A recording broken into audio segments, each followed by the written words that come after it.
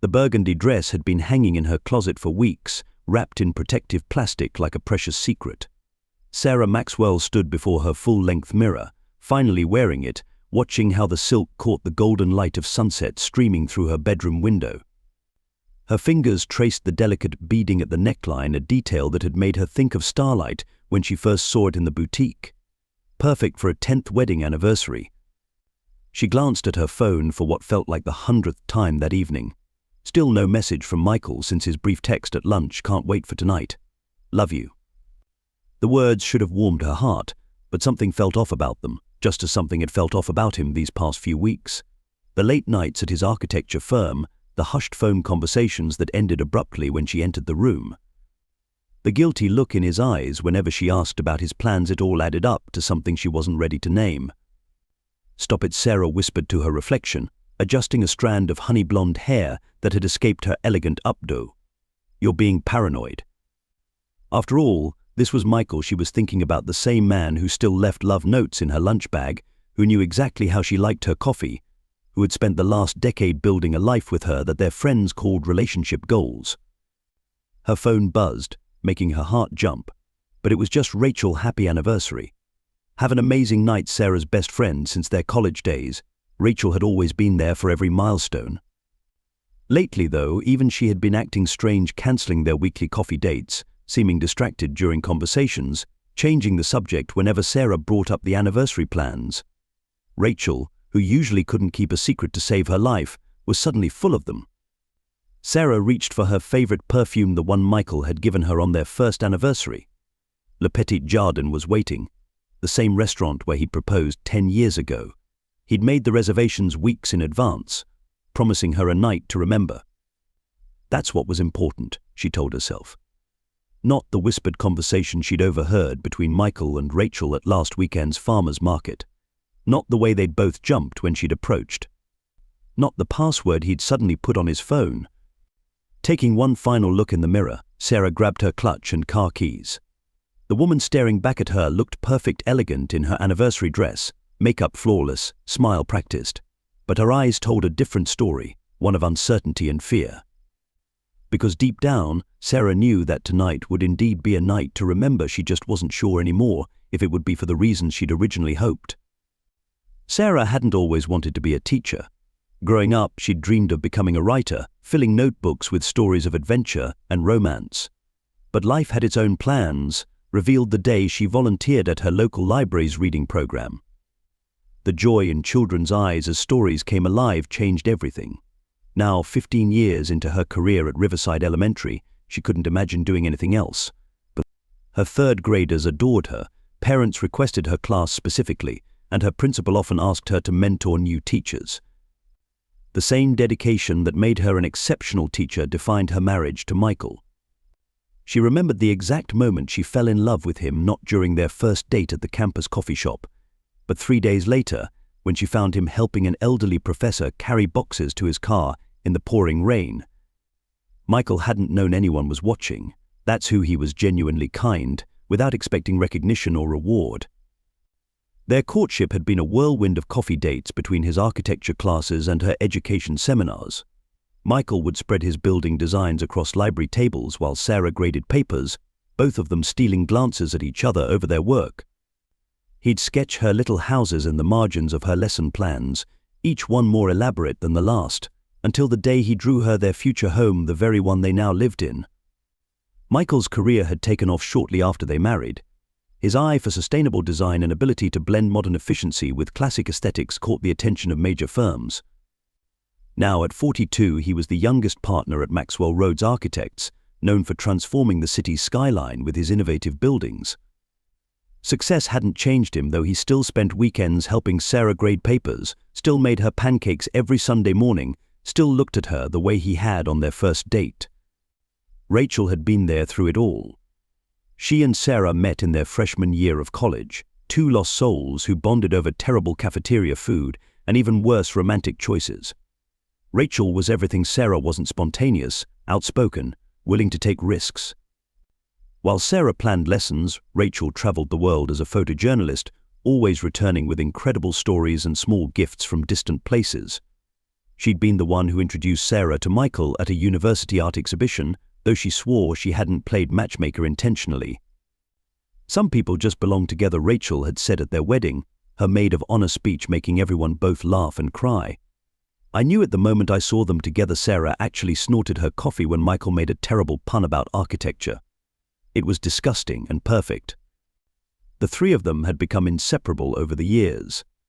Sunday brunches, holiday celebrations, impromptu movie nights. Rachel was as much family as friend. She'd been there when Sarah's father passed away, organizing the funeral while Sarah grieved. She'd helped Michael plan every anniversary surprise, including the trip to Paris for their 5th year. When Rachel's own marriage ended in divorce 2 years ago, Sarah and Michael's guest room became her sanctuary until she found her feet again. Their lives were so interconnected that Sarah couldn't imagine one without the others. The framed photos throughout her house told the story: Sarah and Rachel in graduation caps, Michael and Sarah on their wedding day with Rachel beaming beside them, the three of them covered in paint after helping Rachel renovate her new apartment. Each image captured moments of pure, uncomplicated happiness, which was why these past few weeks felt so wrong. The secrets, the whispers, the guilty looks, they didn't fit into the narrative of their friendship. Sarah had always believed that love meant never having to question, that trust once given shouldn't be taken back. But as she drove toward Le Petit Jardin, she couldn't help wondering if perhaps that belief had been naive. After all, the greatest betrayals often came from those closest to our hearts. Yet even as doubt crept in, Sarah clung to the memories of their shared history. People didn't change overnight, did they? 15 years of friendship, 10 years of marriage, surely that meant something. It had to mean something. It started with a phone call 3 weeks ago. Sarah had been in the kitchen preparing dinner when Michael's phone buzzed on the counter. Rachel's smiling face lit up the screen. Nothing unusual about that except for Michael's reaction when Sarah called out, "It's Rachel." He'd practically sprinted from his home office, snatching the phone and taking the call outside on the deck. "Just work stuff," he'd said later, not quite meeting her eyes. "She's helping with a project." That was the first thread that, when pulled, began unraveling Sarah's sense of security. Rachel was a photojournalist, not an architect. What project could they possibly be working on together? The late nights at the office began soon after. Michael had always worked hard, but he'd also always called when he was running late. Now his delays came with hasty text messages: "Big deadline, don't wait up." Or worse, no communication at all until she heard his key in the lock well past midnight. Once, Sarah had called the office at 9 p.m., only to have his assistant inform her that Michael had left hours ago. "He's probably just busy with end-of-quarter reports," Sarah told her fellow teacher, Lisa, during lunch break. But even as she defended him, she remembered finding a receipt from La Maison, an expensive French boutique, in his jacket pocket. When she'd casually mentioned it, Michael had become flustered, muttering something about a client gift before quickly changing the subject. Rachel's behavior was equally suspicious. Their weekly coffee dates, a tradition spanning 15 years, suddenly became irregular. Swamped with assignments, Rachel would text or rain check. Something came up. But Sarah had checked Rachel's photography blog. No new assignments were posted. The few times they did meet, Rachel seemed distracted, checking her phone constantly and steering conversations away from anything related to Michael or the upcoming anniversary. Last weekend at the farmer's market, Sarah had turned a corner to find them huddled together behind the flower stall. Rachel had been showing Michael something on her phone, both of them so engrossed they didn't notice Sarah approaching. "I think she'll love this one," Rachel had whispered. "It's perfect," Michael replied, his hand on Rachel's shoulder. "You always know exactly what she..." They'd jumped apart when Sarah cleared her throat, Rachel hastily shoving her phone into her pocket. The conversation that followed had been awkward, filled with strange pauses and meaningful looks between them. "Just showing Michael some travel photos," Rachel had explained, though her cheeks were flushed. "From my last assignment." That night, Sarah spent hours staring at their bedroom ceiling, listening to Michael's steady breathing beside her. She thought about the changes in him, the new passwords on his devices, the way he angled his phone screen away from her when texting, the mysterious lunch meetings that appeared on his calendar without details. She'd always prided herself on not being the jealous type. Michael had plenty of female colleagues and clients. It had never bothered her before. But Rachel was different. Rachel knew everything about their relationship, their habits, their lives. Rachel knew exactly what kind of gifts Sarah loved, exactly which restaurants they enjoyed, exactly how to plan the perfect surprise. The thought stopped Sarah cold. Was that it? Were they planning some elaborate anniversary surprise? It would explain the secrecy, the meetings, the boutique receipt. Hope flickered briefly before doubt extinguished it. If it was just a surprise, why did Michael look so guilty? Why did Rachel avoid her? Why did their explanations feel like hastily constructed lies? A week ago, Sarah had driven past La Maison on her way home from school. Michael's car had been in the parking lot, so had Rachel's. Sarah had circled the block 3 times, arguing with herself about whether to go in. In the end, she'd driven home, hands shaking on the steering wheel. That night, when Michael asked about her day, she'd said nothing about seeing their cars. The secrets began to feel like a physical presence in their home, lurking in corners and hiding behind closed doors. Sarah found herself analyzing every conversation, searching for hidden meanings in innocent phrases, but she started checking Michael's shirts for unfamiliar perfume, his credit card statements for unexplained charges. Each time she found nothing, relief warred with uncertainty. Was she missing something obvious? Yesterday, she'd overheard Michael on the phone in his office. No, it has to be perfect. She deserves perfect. A pause. I know. I hate lying to her. To another pause. See you tomorrow night then. Love you. Sarah had fled to the bathroom, running the shower to mask her sobs. The words echoed in her mind. Love you. How many times had she heard Michael say those words to Rachel in greeting or farewell? It had never bothered her before. They were best friends, after all. But now, as her anniversary approached, Sarah felt like she was standing on the edge of a cliff. Behind her lay 10 years of marriage, 15 years of friendship, a lifetime of trust and love and shared memories. Ahead lay what? The truth, a revelation that would shatter everything, or perhaps just her own paranoid fears proven groundless. Part of her wanted to confront them, to demand answers. A larger part was terrified of what those answers might be. So she did what she'd been doing for weeks. She smiled, she pretended, she told herself she was imagining things. After all, wasn't that easier than admitting that the 2 people she trusted most in the world might be betraying her on the very night meant to celebrate her marriage? Le Petit Jardin looked exactly as Sarah remembered it. The same ivy-covered walls, the same soft lighting, the same gentle music drifting through the evening air. But tonight, everything felt different. Her heels clicked against the cobblestone path leading to the entrance, each step echoing like a countdown to something inevitable. The valet took her keys with a sympathetic smile that made her stomach clench. Did he know something? Had he seen Michael arrive earlier? With someone else? Sarah smoothed her burgundy dress, suddenly feeling foolish for spending so much time getting ready. Her wedding ring caught the light, 10 years of promises wrapped in gold and diamonds. Good evening, Mrs. Maxwell. The maitre d' greeted her, and something in his tone made her pause. Was that pity in his eyes? Mr. Maxwell called ahead. He's running slightly late, but asked that you be seated at your usual table. Or their usual table. The private one on the garden terrace, hidden behind trellises draped with fairy lights and climbing roses. The table where Michael had proposed, where they'd celebrated every anniversary since. Sarah's chest tightened as she followed the maitre d' through the restaurant. The first thing she heard was laughter. Michael's deep chuckle, followed by Rachel's melodic giggle, sounds so familiar they felt like home. Until now. Now they felt like betrayal. She rounded the corner and froze. The scene before her seemed to play out in slow motion. Michael and Rachel stood close together near the railing, heads bent over something small that glinted in Rachel's hands. A jewelry box. Sarah's mind flashed to the La Maison receipt. Michael's hand rested on Rachel's shoulder, intimate and comfortable, as they examined whatever was in the box. It's absolutely perfect, Rachel was saying, her voice thick with emotion. She's going to love it. 10 years deserved something special, Michael replied softly, reaching out to close the box with a gentle snap. And I couldn't have done it without you, Raj. A small gasp escaped Sarah's lips before she could stop it. Both of them looked up, startled, and then their faces broke into huge grins that made absolutely no sense in Sarah's world of crumbling certainties. But Rachel's voice was bright, excited. She clutched the small box to her chest. "You're early." Michael's expression shifted as he took in Sarah's face, understanding dawning in his eyes. "Oh no. Oh honey. No, this isn't surprise."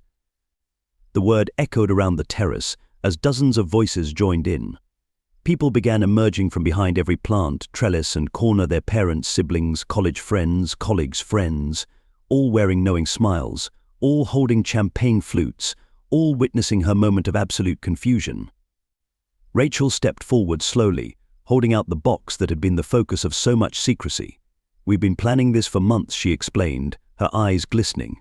"Michael wanted to recreate your proposal night, but with everyone who's been part of your journey together."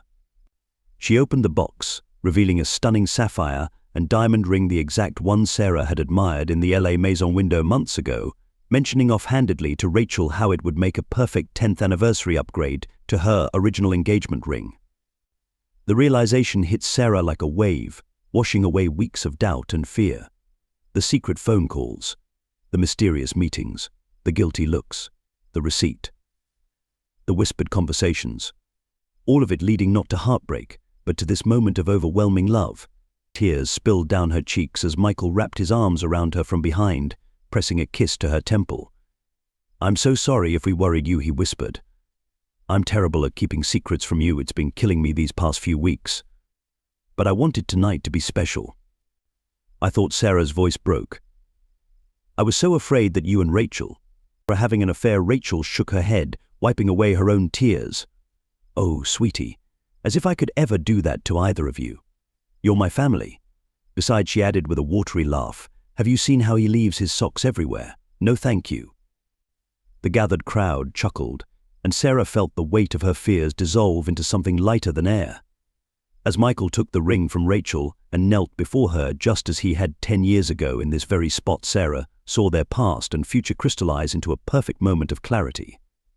"Sarah Maxwell," Michael began, his voice steady despite the tears in his eyes, 10 years ago, you made me the happiest man alive by saying yes. Every day since then has been better than the last, even the hard ones. Because I've faced them with you.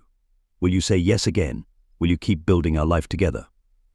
Sarah looked around at the faces of their loved ones, her parents beaming proudly, Rachel filming everything on her phone while crying freely, their friends and family all sharing in this moment.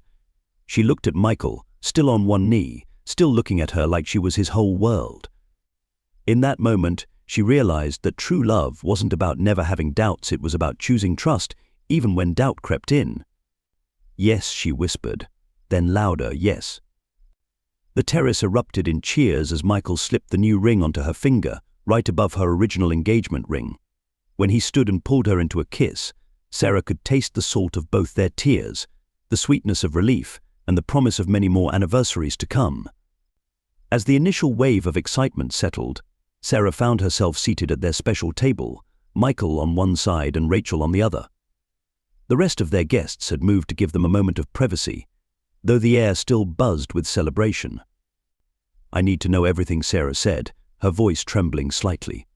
"All those secret meetings, the phone calls, the lies I convinced myself of the worst possible scenario."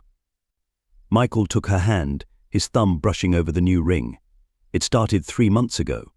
I wanted to do something spectacular for our 10th anniversary, but I'm hopeless at planning surprises. So I called the one person who knows us both better than anyone. Which is why I kept canceling our coffee dates," Rachel added, reaching for Sarah's other hand. "I'm the worst liar in the world, especially with you. I knew one look at your face and I'd spill everything." The boutique receipt Sarah began was from when Rachel and I went to pick up the ring, Michael explained. "You'd mentioned to her how much you loved it, and she knew exactly which one. But we had to get it resized. Those mysterious lunch meetings." Rachel laughed softly. "Planning sessions. Every time we thought we had everything perfect, Michael would think of something else to add. The man drove me crazy with his attention to detail. The flowers have to be exactly like they were 10 years ago, Rachel. The music has to be perfect, Rachel. That phone call I overheard yesterday," Sarah said, her voice catching. "Love you at the end." Michael's face fell. Oh, honey. That was Rachel confirming the final details. Saying love you is just it's what we all do. It never meant anything more than family love. When you started acting suspicious, Rachel confessed, we almost called the whole thing off. We hated seeing you worry. But Michael was convinced that the surprise would be worth it in the end. Was it, Michael asked softly. Worth all the worry? Sarah looked around the terrace. Their parents were chatting by the railing, champagne glasses in hand. College friends were showing new babies to co-workers. Her sister was helping the restaurant staff arrange a massive cake decorated with a miniature version of their first house, the one Michael had sketched in her lesson plans all those years ago. It was, she said finally. But it taught me something important too. Trust isn't just about believing in someone's faithfulness. It's about believing in their love, their goodness, their intentions. I let my fears override everything I know about both of you. Rachel leaned in, her eyes serious. You're my best friend. You and Michael, you're my family.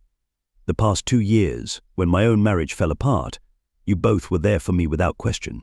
I could never betray that love. Never. And you, Michael added, squeezing Sarah's hand, are the love of my life. 10 years ago, I promised to spend my life making you happy. That promise means more to me today than it did then. Tears welled in Sarah's eyes again. I feel so foolish for doubting. Don't, Rachel said firmly. Love makes us vulnerable. Fear makes us imagine the worst. But real friendship, real love, they're stronger than fear. They're stronger than doubt. They're stronger than misunderstandings and secrets and terrible lies told in the name of surprise parties.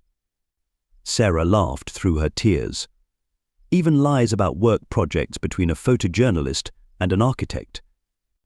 Hey, I'll have you know I provided vital consultation on party aesthetics, Rachel protested, grinning. Someone had to tell your husband that chartreuse is not an acceptable accent color for an anniversary celebration. That was one suggestion. Michael defended himself, but he was laughing too. In that moment, surrounded by the two people she loved most in the world, Sarah felt the last shadows of doubt fade away. Trust, she realized, wasn't about never having fears, it was about letting love be stronger than fear. And she was loved. So very loved. The evening flowed into a celebration more beautiful than any Sarah could have imagined. The garden terrace glowed with hundreds of fairy lights, creating a magical atmosphere that transformed Le Petit Jardin into an enchanted space. As she moved among their guests, each conversation brought new revelations about the weeks of planning that had gone into this surprise. Michael had us all swear to secrecy, her sister Emma confided, helping Sarah touch up her makeup in the ladies' room. Even Mum, and you know how she is with keeping secrets. He made everyone sign up for this group chat called Operation Anniversary, sent daily reminders about not slipping up. Sarah laughed, remembering all the times her mother had seemed oddly flustered during their recent phone calls. I can't believe everyone managed to keep it quiet. It wasn't easy, Emma admitted. Especially when Rachel told us you were starting to worry. We all wanted to say something, but Michael was convinced that making it a complete surprise would be worth it in the end. Back at their table, Sarah watched Michael and Rachel arguing playfully over who deserved credit for which aspects of the party. The sight that had caused her so much anxiety just hours ago now filled her with warmth. How had she ever doubted these two people who loved her so completely? The flowers were absolutely my idea, Rachel insisted, gesturing to the elaborate centerpieces that matched Sarah's wedding bouquet from 10 years ago. Michael wanted to go with roses, can you believe it? As if Sarah hasn't been obsessed with lilies since college. I seem to remember suggesting lilies first, Michael countered, winking at Sarah. But someone said they were too obvious. You're both ridiculous, Sarah interjected, smiling. And both perfect. I don't deserve either of you. Michael's face softened. Actually, I think this whole misunderstanding proved something important. We've all gotten too comfortable assuming we know what others are thinking or feeling. Maybe we need to be better about talking things through. Rachel nodded thoughtfully. I knew something was wrong, Sarah. I could see it in your eyes every time we met. I told myself it would all be worth it when you saw the surprise. But maybe I should have found a way to reassure you without spoiling it. No, Sarah said firmly. This was my lesson to learn. I let my imagination run wild instead of trusting in 10 years of marriage and 15 years of friendship. I created this elaborate story in my head instead of just asking the simple questions. But why didn't you ask? Michael's question was gentle, genuinely curious. Sarah considered this as she twisted her new ring around her finger. I think I was afraid of the answer. As long as I didn't ask directly, I could pretend everything was fine. It was easier to worry in silence than risk hearing my fears confirmed. Oh, sweetie, Rachel reached across the table to squeeze her hand. That's exactly why you should have asked. Real love, whether it's friendship or marriage, should be strong enough to handle any question. The dance floor had been cleared, and their first dance song from their wedding began to play. Michael stood, offering his hand to Sarah. As they swayed together, she rested her head on his shoulder, breathing in the familiar scent of his cologne. You know what I realized tonight, she murmured. What's that? Trust isn't about never having doubts.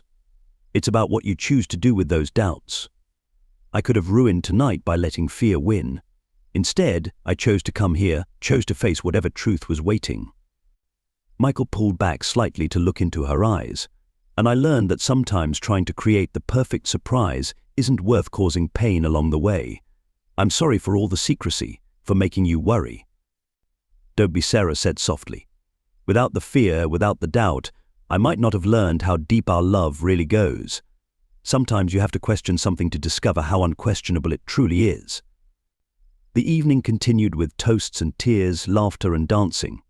Sarah's father spoke about watching his daughter grow from a dreamy-eyed girl into a woman strong enough to build her life on love and trust. Rachel shared embarrassing stories from their college days, but ended with words that brought fresh tears to everyone's eyes. Love isn't just about the big moments like tonight. It's about all the small moments that lead up to them, the coffee dates, the phone calls, the quiet Sunday mornings. Sarah and Michael have mastered both kinds of love, and I'm better for having witnessed it. As the night drew to a close, Sarah found herself back on the terrace, looking up at the stars. Michael and Rachel joined her, one on each side, just as they had been for so many years. Thank you, she said simply. Not just for tonight, but for loving me enough to forgive my doubts. Always they responded in unison, then laughed at the synchronicity.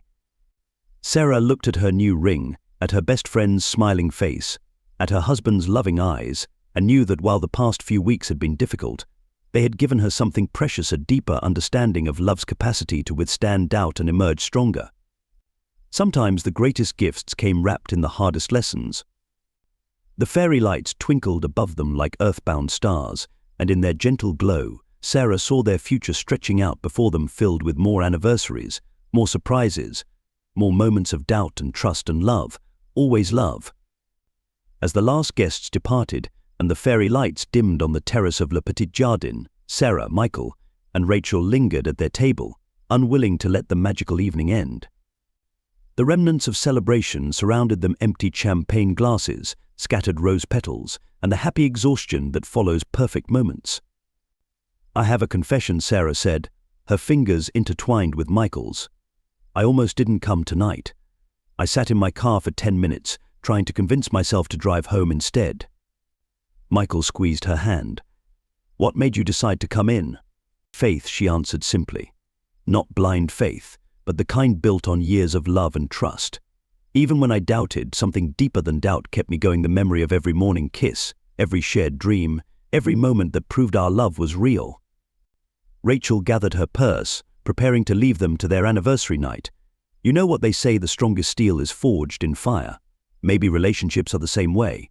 Sometimes they need to be tested to prove just how unbreakable they are. Sarah stood to hug her best friend, holding her tight. Thank you for being part of our story, even when I doubted my place in it. Always, Rachel whispered. Just maybe no more surprise parties for a while. They all laughed, the sound carrying across the empty terrace like music. After Rachel left, Sarah and Michael stood at the railing where he had proposed a decade ago. The city lights sparkled below them, matching the gleam of her new ring. 10 years, Michael mused. And somehow, tonight feels like a new beginning. Because it is, Sarah replied. We're starting our next decade with something precious: the knowledge that our love is stronger than fear, bigger than doubt, deeper than misunderstanding.